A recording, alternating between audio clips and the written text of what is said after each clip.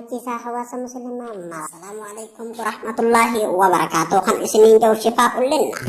barnoota nudhaman nuti akademii barnoota malatti naman ta'uu namni xiyyeeffannaa guddoo barnootaaf kenne. Isiniif banameera do'aan qaamaaf qalbii. Maktabni Shifaa'un Linnaas barsiisaa hadiisaaf quraanaa yoo ta'u, gara nuttanii immoo waatsaappii, zuumii, feesbuukii, tiktookii irraanis ni argamu. Shifaa'un Linnaas.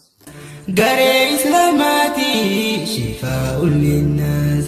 Shifaa'un Linnaas menuu jajjabaadha. Wal jajjabeessa mi wal jaaladha. Tokkummaa teessan sirri cimsadha.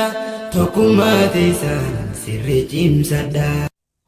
Shifaa'un Linnaas, Shifaa'un Linnaas, Shifaa'un Linnaas, Shifaa'un Linnaas, Shifaa'un Linnaas, Shifaa'un Linnaas, Shifaa'un Linnaas, Shifaa'un Linnaas, Shifaa'un Linnaas, Shifaa'un Linnaas, Shifaa'un Linnaas, Shifaa'un Linnaas, Shifaa'un